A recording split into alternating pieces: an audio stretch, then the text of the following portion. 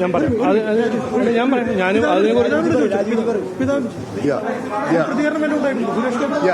Okay. അല്ല, ഞങ്ങൾ എല്ലാവരോടും പറഞ്ഞിട്ടുണ്ട്, അവരുടേതായ രീതിയിൽ ചെയ്യുന്നു, അത്രയേ ഉള്ളൂ. ഇനി രാജീവ് ഇനിയുള്ള കാര്യങ്ങള് രാജീവ് നിങ്ങളോട് പറയും. കാരണം എനിക്കിത് പറയാനുള്ളൂ, വേറെ നിങ്ങൾ ചോദ്യങ്ങൾ ചോദിച്ചു എനിക്ക് ഇതിലും വിട്ടുകൊടുക്കും പറയാൻ. ഇന്ന് തന്നെ കിട്ടണമെന്നാണ് ആഗ്രഹം. ചിലപ്പോൾ നിയമത്തിന്റെ വല്ല തടസ്സങ്ങളുണ്ടെങ്കിൽ അത് ചിലപ്പോൾ അവർ അതാണ് ശ്രമിക്കുന്നുണ്ടെന്ന് രാജീവ് ഇന്ന് തന്നെ കിട്ടാൻ വേണ്ടി ശ്രമിക്കുന്നുണ്ടെന്ന് പറഞ്ഞു. ഇനി നിയമത്തിന്റെ വല്ല പ്രശ്നങ്ങളുണ്ടെങ്കിൽ വൈകുകയാണെങ്കിലും എന്തായാലും അവർ ഉറപ്പ് തന്നിട്ടുണ്ട്. ഇനി രാജീവ് പറയും. അപ്പൊ ഞാൻ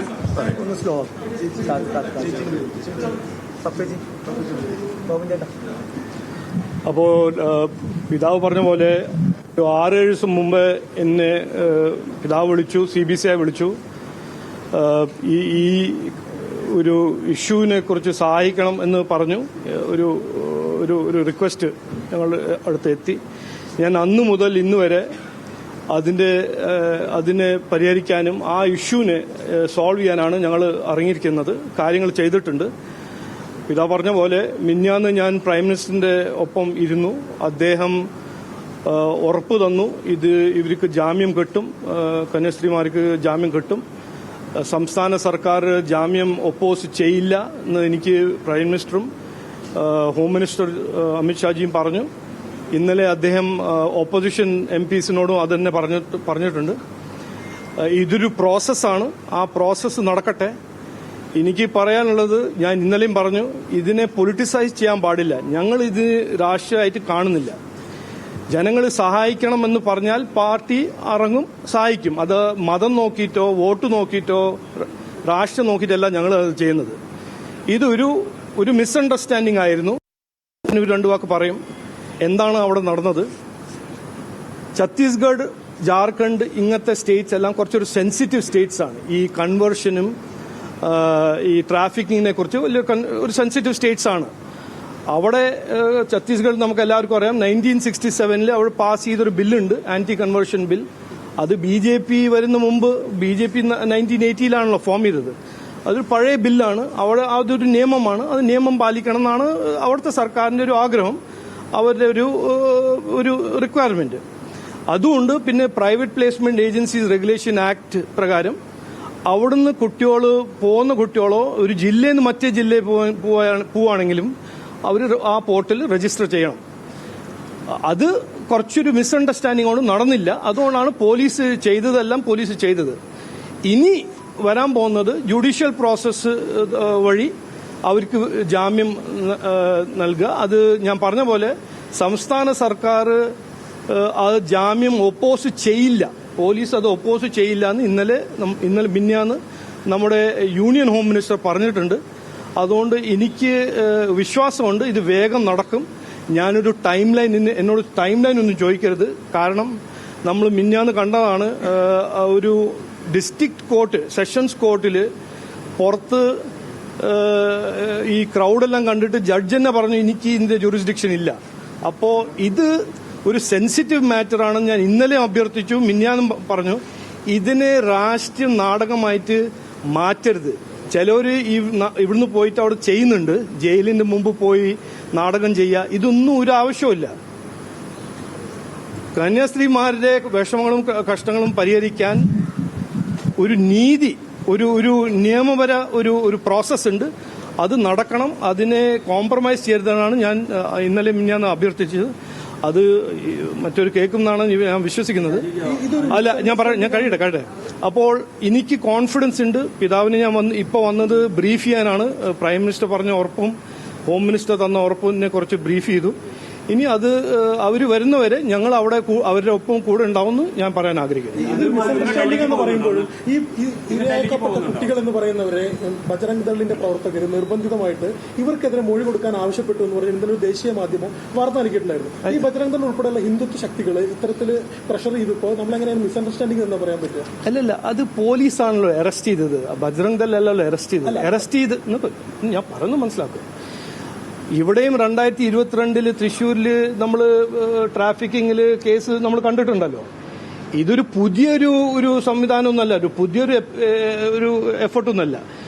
അവിടെ നീതിയുണ്ട്, നീതി നിയമങ്ങൾ അവിടെ നടപ്പിലാക്കണം, നിയമങ്ങൾ പാലിക്കണം. അതൊരു അവരുടെ റിക്വയർമെന്റ്. അതൊരു ഡെമോക്രാറ്റിക് സ്റ്റേറ്റ് അല്ലേ, അതാണ് ആഗ്രഹം. അവർ നിർബന്ധിക്കുന്നു. പോലീസ് അവരോട് ചോദിച്ചപ്പോൾ ഡോക്യുമെന്റേഷൻ ഈ പോർട്ടലിൽ ഇല്ല എന്ന് കണ്ടപ്പോൾ അവർ ഒരു കേസ് ഫയൽ ചെയ്തു, ഒരു നോൺ ബെയിലബിൾ കേസ് ഫയൽ ചെയ്തു. അത് അല്ല, ഇതിന്റെ ഞാനേ പോലീസിന്റെ നോക്കുന്നു. അല്ലല്ല, ഒരു മിനിറ്റ് ഞാൻ പറയട്ടെ.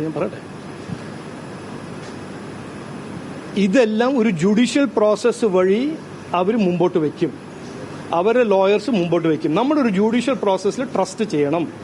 ഞാനിപ്പോൾ പറയാൻ ആഗ്രഹിക്കുന്നത്, സംസ്ഥാന സർക്കാർ ഉറപ്പ് തന്നിട്ടുണ്ട്, ഹോം മിനിസ്റ്ററും പ്രൈം മിനിസ്റ്ററും ഉറപ്പ് തന്നിട്ടുണ്ട്, സംസ്ഥാന സർക്കാർ അവർ ജാമ്യം ഒപ്പോസ് ചെയ്യില്ല, പോലീസ് ഒപ്പോസ് ചെയ്യില്ല. ഇതൊരു പ്രധാനപ്പെട്ട ഒരു ഇഷ്യൂ ആണ്, മനസ്സിലാക്കണം. അവിടെ വന്ന് കണ്ടതിന് ശേഷം പറഞ്ഞത് കോടതിയിൽ ഇതുപോലെ ജാമ്യം ഒപ്പോസ് ചെയ്തു സർക്കാർ. പാലിക്ക് പറ്റില്ല എന്ന് പറഞ്ഞാൽ ഞാൻ പറഞ്ഞില്ലേ, ഒരു സെഷൻ കോർട്ടിൽ അപ്പീൽ പോയപ്പോൾ ആ സെഷൻസ് കോർട്ടിൽ ഒരു ചർച്ചയും നടന്നില്ല. സെഷൻസ് കോർട്ടിന്റെ പുറത്ത് ഒരു മോബ് കളക്ട് ചെയ്തപ്പോൾ ഞാൻ മനസ്സിലാക്കുന്നത്, ഞാനൊരു എക്സ്പെർട്ടൊന്നുമല്ല, ജഡ്ജ് പറഞ്ഞു എനിക്ക് ഇതിനെക്കുറിച്ച് ഡിസ്കസ് ചെയ്യാൻ ജുറിസ്ഡിക്ഷൻ ഇല്ല, മറ്റൊരു കോർട്ടിൽ പോകണം. അതുകൊണ്ട് ഇതുവരെ അറസ്റ്റ് ചെയ്ത് കഴിഞ്ഞിട്ട് ഇതുവരെ ആ അപ്പീലിന്റെ ഹിയറിംഗ് ഇതുവരെ നടന്നിട്ടില്ല. അതിന്റെ കാരണം എന്നോട് എന്താണ് കാരണം എന്ന് ചോദിച്ചാൽ, അവിടെ പോയി ചെയ്ത നാടകം, ജയിലിന്റെ മുമ്പിൽ പോയി ചെയ്ത നാടകം മറ്റൊരു പാർട്ടീനെ ഇൻസൈറ്റ് ചെയ്തിട്ട് അവര് ഒരു കോൺഫ്രണ്ടേഷനിൽ കൊണ്ടുവന്നു. അതുകൊണ്ട് ജഡ്ജ് പറഞ്ഞു എനിക്ക് ഇതിന്റെ ജുറിസ്ഡിക്ഷൻ ഇല്ല, മറ്റൊരു കോർട്ടിൽ പോകണം. അതായത് ഈ 3 പേരും ക്രൈസ്തവ സമുദായത്തിൽപ്പെട്ട ആളുകളാണ് ആർച്ച് ബിഷപ്പ് പറഞ്ഞത്. അപ്പോൾ ഇതിൽ കൺവേർഷൻ ഇല്ല എന്നുള്ളത് ഉറപ്പാണ്. അപ്പോൾ പിന്നെ എന്തുകൊണ്ടാണ് ഈ കേസ് എടുത്തത്? ഒന്നാമത്തെ ചോദ്യം. രണ്ടാമത്തെ ചോദ്യം, ഏതെങ്കിലും ഒരു മൾട്ടിനാഷണൽ കമ്പനിയിലോ അവിടെ ജോലിക്ക് പോകുന്ന ആളുകളെ ഇതേപോലെ രജിസ്റ്റർ ചെയ്യുന്നുണ്ടോ, ഈ പോർട്ടലിൽ കയറി ചെയ്യുന്നുണ്ടോ? 2013 ഛത്തീസ്ഗഡ് അസംബ്ലി പാസ് ചെയ്ത ലോ ആണ് private placement agencies regulation act. അതുപ്രകാരം ഒരു ജില്ലയിൽ നിന്ന് മറ്റേ ജില്ലയിൽ പോവുകയാണെങ്കിലും സംസ്ഥാനത്ത് നിന്ന് പുറത്തു പോവുകയാണെങ്കിൽ അവിടെ ആ പോർട്ടൽ രജിസ്റ്റർ ചെയ്യണം. അതാണ് അവരുടെ നിയമം. അത് നിയമം പാലിച്ചില്ല, പോലീസ് കേസ് ഫയൽ ചെയ്യും. ഒരു കൺവേർഷൻ എന്നുള്ളൊരു ആംഗിൾ ഇല്ല. അല്ല, കൺവേർഷന്റെ ലോ ആണ് ആന്റി കൺവേർഷൻ ലോ 1967. ഇത് പ്രൈവറ്റ് പ്ലേസ്മെന്റ് റെഗുലേഷൻ ആക്ട് 2013. ഇത് trafficking, cross border cross district ട്രാഫിക്കിംഗിനെ കുറിച്ച് റെഗുലേറ്റ് ചെയ്യുന്ന ഒരു ആക്ടാണ്. കേരളത്തിൽ നിന്നുള്ള ജനപ്രതിനിധികൾ അവരെ എത്തി കാണുന്നത് നാടകമായിട്ടുള്ളതാണ്. ഞാൻ കാണുന്നത് കൃത്യമായിട്ട് ആ ജയിലിന്റെ പുറത്ത് പോയിട്ട് ഒരു റെസ്പോൺസിബിൾ അവരെ സഹായിക്കുകയാണെങ്കിൽ അവരെ പോയി ലോയറെ സഹായിക്കുക, അല്ലെങ്കിൽ അവരെ കേസിന് വേണ്ടി അവർക്കൊരു സജഷൻ കൊടുക്കുക, അതല്ല ചെയ്യേണ്ടത്. ജയിലിന് മുമ്പിൽ പോയിട്ട് കോർട്ടിന് മുമ്പ് പോയിട്ട് സമരം ചെയ്താൽ എന്താ, ആർക്കാ ഗുണം? ഞാനങ്ങനെ കാണുന്നത്. അതെന്റെ വ്യൂ ആണ്, അതെന്റെ പേഴ്സണൽ വ്യൂ ആണ്. നിങ്ങൾക്ക് ആര്? ഇല്ല, ഞാനിവിടെ ഡൽഹിയിൽ നിന്ന് ഇപ്പൊ വന്നതല്ലേ, ഇനി അങ്ങോട്ട് അയക്കണോ? ഷോൺ ജോർജ് ഇന്നലെ രാത്രി പോയിട്ടുണ്ട്. ഷോൺ ജോർജ് അവിടെ എത്തിയിട്ടുണ്ട്. ഷോൺ ജോർജ് അനൂപും കൂടെയാണ് അവരുടെ പ്രോഗ്രാം ആയിരുന്നു. പക്ഷേ ഷോൺ ജോർജിന്റെ അച്ഛൻ PC ജോർജ് സാറിന് സുഖം ഉണ്ടായിരുന്നില്ല. അതുകൊണ്ട് ഇന്നലെ ഷോൺ ജോർജ് അവിടെ പോയിട്ടുണ്ട്. ഈ വിഷയത്തിൽ ഇത്രയും ഇടപെട്ടല്ലോ, ഈ കന്യാസ്ത്രീകൾ ഈ മൂന്ന് യുവതികളെ എവിടേക്ക് കൊണ്ടുപോയത്, എന്താണ് ഇതിൽ നിങ്ങൾക്ക് ബോധ്യപ്പെട്ട? ബജ്രംഗദൾ പറയുന്നത് നോക്കൂ, ഞാൻ ഇങ്ങനെ, അത് നിങ്ങളുടെ ജോബാണ് ഇങ്ങനെ ഇൻവെസ്റ്റിഗേറ്റ് ചെയ്യാൻ.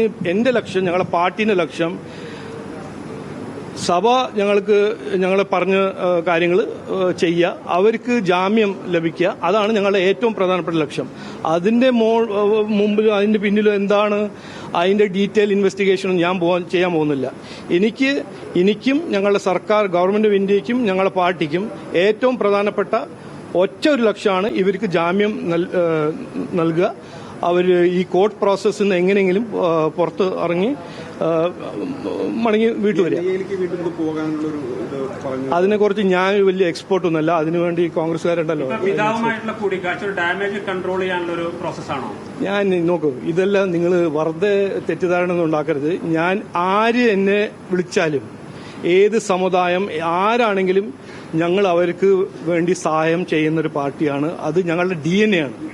അപ്പോൾ എല്ലാവരും ഇതിനെക്കുറിച്ച് രാഷ്ട്രീയ പ്രിസമിൽ കൂടെ നോക്കേണ്ട ആവശ്യമില്ല. അത് ഞങ്ങൾ അങ്ങനെയല്ല കാണുന്നത്.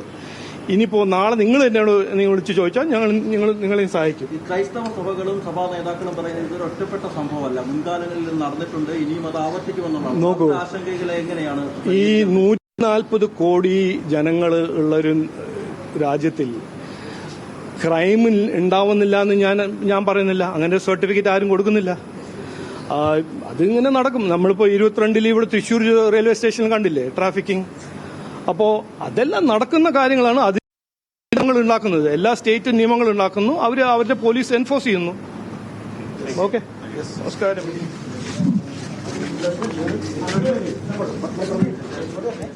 BJP സംസ്ഥാന അധ്യക്ഷൻ രാജീവ് ചന്ദ്രശേഖർ മാർ ആൻഡ്രൂസ് താഴത്തിനെ രാവിലെ എത്തി സന്ദർശിച്ചിരുന്നു.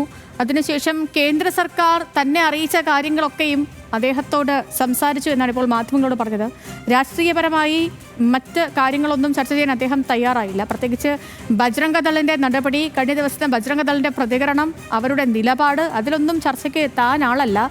പാർട്ടിയുടെ തീരുമാനം, BJPയുടെ തീരുമാനം, കേന്ദ്ര സർക്കാരിന്റെ തീരുമാനം, ഇപ്പോൾ ഈ അറസ്റ്റിലായ കന്യാസ്ത്രീകൾക്ക്, ആ സിസ്റ്റർമാർക്ക് എത്രയും വേഗം ജാമ്യം നൽകി അവരെ പുറത്തിറക്കുക എന്നുള്ളത് മാത്രമാണ് തനിക്ക് മുന്നിലുള്ള ലക്ഷ്യമെന്നും മറ്റ് ചർച്ചകൾക്ക് താൻ ഇപ്പോൾ ഒരുക്കമല്ലെന്നും രാജീവ് ചന്ദ്രശേഖർ പറയുകയാണ്. ഇന്നലെ അദ്ദേഹം പാംപ്ലാനി പിതാവിനെയും ബിഷപ്പ് ഹൗസിലെത്തി സന്ദർശിച്ചിരുന്നു.